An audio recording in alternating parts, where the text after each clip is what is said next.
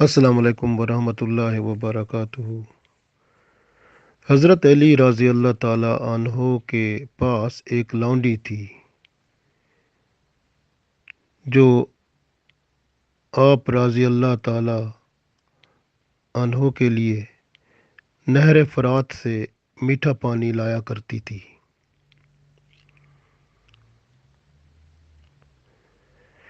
ایک مؤذن تھا جو اس لونڈی پر نظر رکھتا تھا، اور کبھی جب یہ گزرتی تو اس کو قسم اٹھا کر وہ کہتا کہ میں تم سے محبت کرتا ہوں۔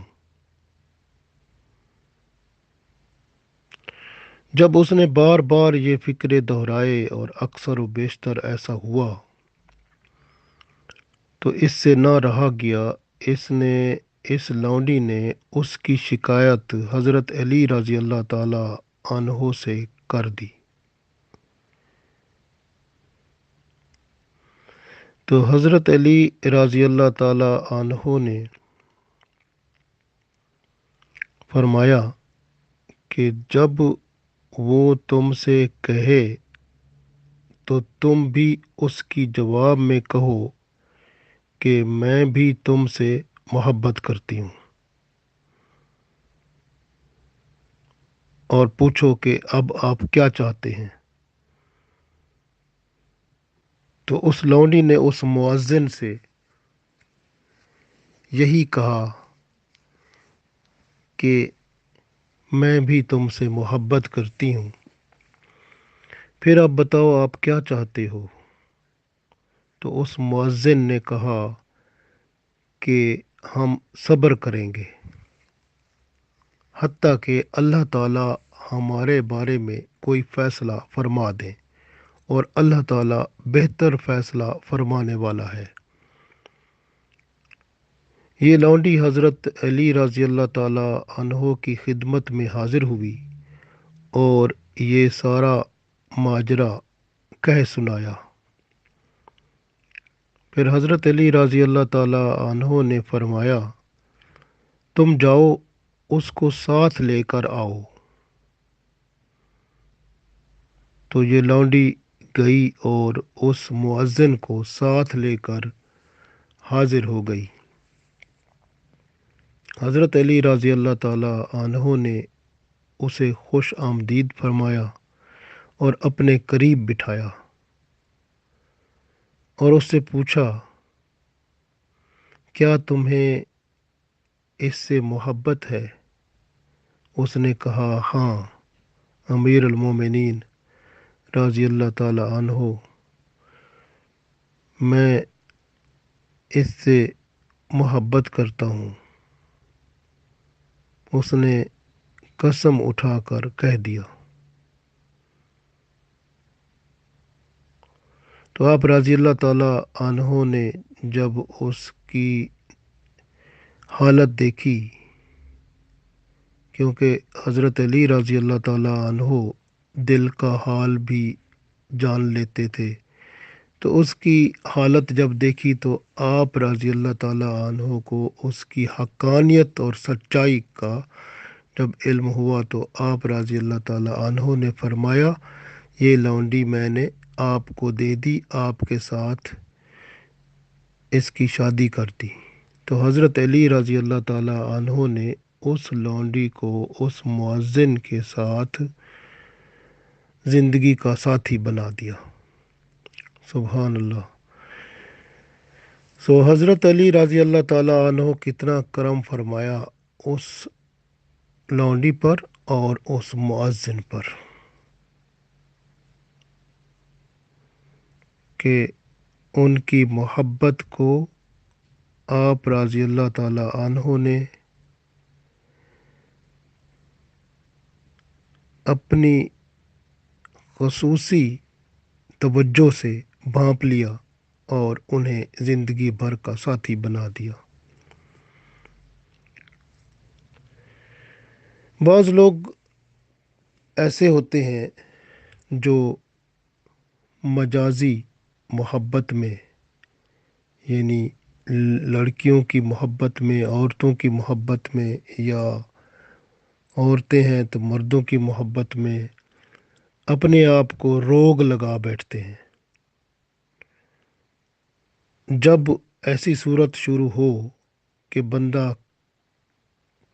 کسی کو اچھا سمجھنے لگے اور وہ بندہ دل میں گھر کر رہا ہو، تو بہتر طریقہ ہے کہ بندہ بیماروں کی عیادت کرے، جنازوں کے ساتھ جائے، قبروں کی زیارت کرے، مردوں کو دیکھے، موت کو یاد کرے، موت کا ذکر کرے، اور قیامت کا اور قیامت کے بعد جی اٹھنے کا بھی ذکر کرے، اور دنیا میں اللہ نے کیوں بھیجا اس کو بھی سمجھے، اور پھر اللہ اور اس کے رسول صلی اللہ علیہ وسلم کے ساتھ محبت اور عقیدت کو بڑھا کے دین اسلام کے ساتھ اس محبت کو دہرائے اور اپنی توجہ کو اللہ کی طرف ہی گامزن کر دے، تو انشاءاللہ اللہ تعالیٰ اس کے اس مجازی عشق کو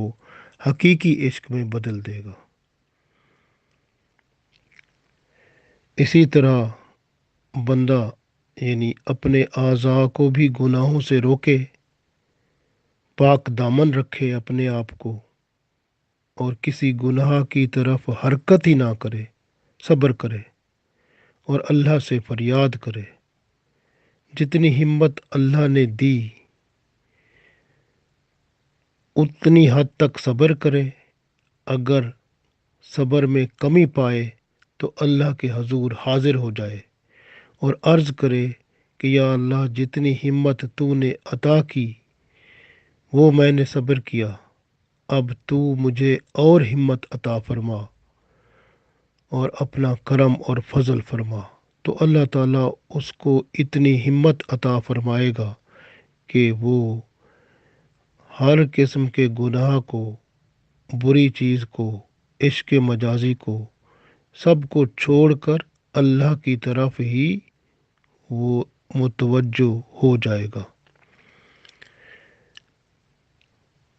اسی طرح سے جب بندہ اللہ کے حضور اپنی خواہشات کے گناہ جو کر چکا تھا معافی کی التجا کرتا ہے، تو اللہ تعالیٰ اپنی رحمت سے اس کے گناہ معاف کر دیتا ہے۔ جو کچھ انسان کے دل میں آتا ہے وہ اگر شریعت کے مطابق ہے تو بہتر ہے، اگر نہیں تو بندے کو چاہیے کہ اپنے دل میں آنے والے خیال کو عملی جامہ پہنانے سے پہلے دیکھ لے کہ اس کا نتیجہ کیا ہوگا۔ اسی طرح سے خوبصورت جو لوگ ہوتے ہیں وہ ہمیشہ قبر کے اندھیرے کو اپنے ذہن میں رکھتے ہیں اور موت کو سامنے پاتے ہیں، اور زندگی کا مقصد ہر وقت ان کے سامنے رہتا ہے۔ اے انسان، تو اپنی طویل امید سے دنیا میں رہ رہا ہے، تمہیں یہ تو پتہ ہے کہ دنیا سے ایک دن تو نے کنارہ کش ہونا ہے۔ کیا تمہیں شرمندگی ہوئی جو کچھ تو نے کیا؟ جب تیرا قدم پھسلا تو نے دوبارہ اس کو مستحکم کیا، یا جس طرف پھسلا ادھر ہی چل پڑا؟ یہ سوال ہے ایک بندے سے جس کا ضمیر جاگ رہا ہو، تو اللہ تعالیٰ کی رحمت سے وہ واپس آ جاتا ہے، تو صراط مستقیم پر چل کر اللہ کی رحمت کو وہ پاتا ہے۔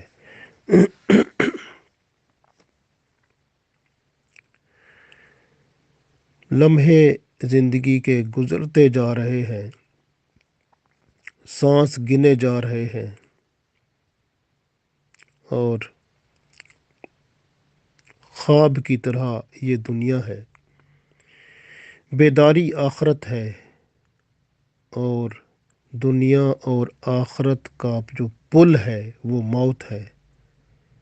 اور ہم ان جھوٹے خوابوں میں جو دنیا میں ہمیں نظر آتے ہیں، ان میں دل لگا کے بیٹھے ہیں۔ سبح للہ ما فی السماوات والارض، زمین و آسمان میں ہر چیز اللہ کی تسبیح کر رہی ہے، صرف ہم ہیں جو غفلت کا پردہ لگا کے بیٹھے ہیں اور اللہ کی طرف رجحان ہی نہیں ہے۔ اللہ جو ایسی ذات ہے کہ اس کے سوا کوئی عبادت کے لائق نہیں، وہ بندوں پر احسان کرنے والا ہے، وہی تو برائیوں کو رفع کرنے والا ہے، وہی تو ہر قسم کی کوتاہیوں کو، برائیوں کو ہم سے دور کر کے ہمیں پاکیزگی اور اپنی رحمت سے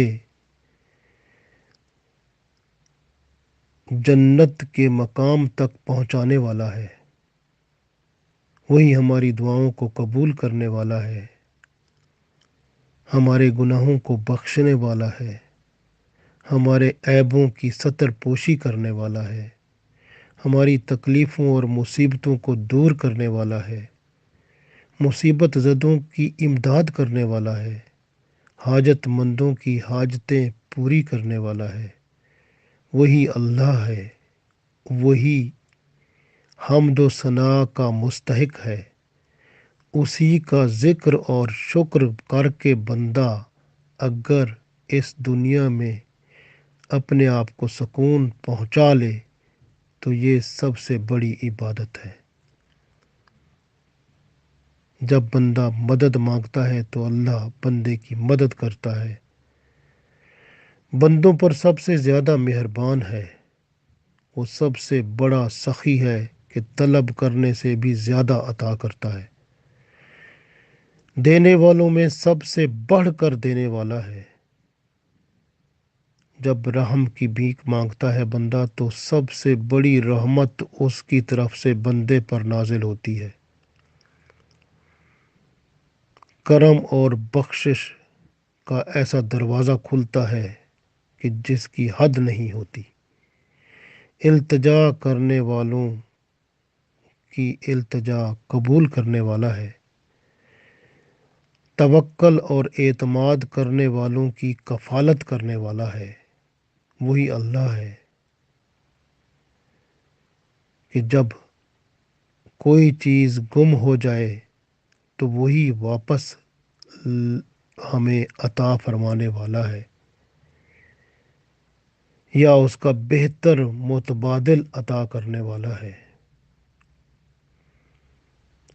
جب بندہ نافرمانی کرتا ہے تو اس کے ہاں ہاتھ اٹھاتا ہے تو مغفرت و بخشش پاتا ہے۔ وہ عفو و درگزر کرنے والا ہے، محافظ ہے، نگران ہے، عادل ہے، انصاف کرنے والا ہے۔ بندوں کی پیشانیاں، چوٹیاں اس کے اختیارات کے ہاتھ میں ہیں، بندوں کی موت اس کے قلم سے لکھی جا چکی ہے۔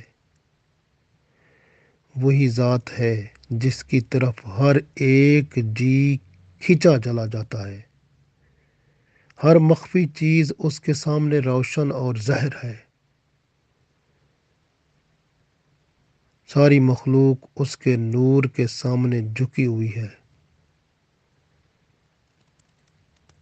زمین و آسمان اس کے نور سے منور ہے۔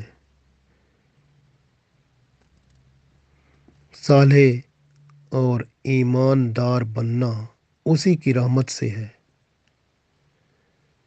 اگر بندہ اس کے ساتھ تعلق قائم کر لے تو پھر اس کی رحمت بندے کو نہ صرف دنیا میں بلکہ آخرت میں بھی بہت بڑا مقام عطا فرمائے گی۔ وہی اللہ ہے جس نے ہمیں آنکھیں عطا فرمائی جس سے ہم دیکھتے ہیں، اسی نے ہمارے کان پیدا کیے جس سے ہم سنتے ہیں، اسی نے زبان دی جو بولنے کے قابل ہوئی، جس سے ہم بول کر اپنا پیغام دوسروں کو پہنچاتے ہیں، اسی نے دل عطا کیا جس میں علم اور راز اللہ کے کھلے، اسی نے عقل دی جس سے ہم سمجھدار بنے۔ وہ واحد لا شریک ہے۔ جب اس نے کہا آلست بربکم تو ہم نے کہا کالو بلا، لیکن جب ہم نے اپنی روحوں پر جسم کا خول چڑھا لیا تب ہم اس سے ہٹ گئے۔ دیکھ لیں ہم کتنے ظالم ہیں۔ آج وقت ہے اسی کے پاس التجا کریں، عرض کریں، وہی ہماری ہر عرض کو سننے والا ہے۔ وہ ہر وقت، ہر لحظہ، ہر لمحہ ہماری طرف متوجہ ہے۔ فرماتا ہے فاذکرونی اذکرکم، تو مجھے یاد کر میں تجھے یاد کرتا رہوں گا۔ واشکروا لی ولا تکفرون، میرا شکر ادا کرتا رہے اور کبھی ناشکری نہ کرنا۔ جو بندہ شکر ادا کرتا رہتا ہے اللہ تعالیٰ اسے اور زیادہ عطا فرماتا ہے۔ وہ چاہے تو ہمیں غرق کر دے، وہ چاہے تو زمین کو حکم دے کہ وہ ہمیں نگل جائے، وہ چاہے تو ہمارے سارے مددگار چھین لے اور ہمیں بے یار و مددگار چھوڑ دے، وہ چاہے تو ہمیں بخش دے اور اپنی رحمت کی برسات کر دے۔ سب کچھ اسی کے اختیار میں ہے، سب کچھ اسی کی رحمت کے ساتھ منسلک ہے۔ آئیے آدم علیہ السلام کو دیکھیں کہ جب وہ اترے اپنی لغزش پر روئے تو اللہ تعالیٰ نے ان کے پاس وحی بھیجی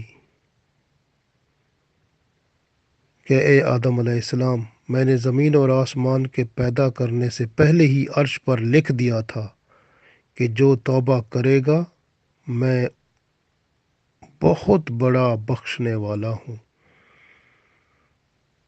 آدم علیہ السلام نے توبہ کی، اللہ نے قبول فرمائی، اور یہ ہمارے لیے سبق ہے کہ ہم اسی کے بیٹے ہیں، اسی کی اولاد ہیں۔ ہم جب بھی غلطی کوتاہی ہو فوراً اللہ کی طرف رجوع کریں اور اس سے معافی، استغفار اور توبہ طلب کریں، اور اس کی رحمت اور قوت اس سے طلب کریں۔ شیطان اور نفس کے خلاف بھی اسی سے طاقت مانگیں، اسی سے دفاع مانگیں۔ وہ ہمارے لیے فرشتوں کو نازل فرما دیتا ہے جو ہر وقت ہماری حفاظت میں لگے رہتے ہیں۔ آئیے ہم اللہ کے حضور تمام گناہ جو اب تک ہو چکے ہیں سب سے توبہ کریں اور آئندہ اپنی زندگی اللہ اور اس کے رسول صلی اللہ علیہ وسلم کی شریعت کے مطابق گزار کر اس دنیا اور آخرت میں سرخرو ہوں۔ اللہ ہم سب کو توفیق دے، آمین۔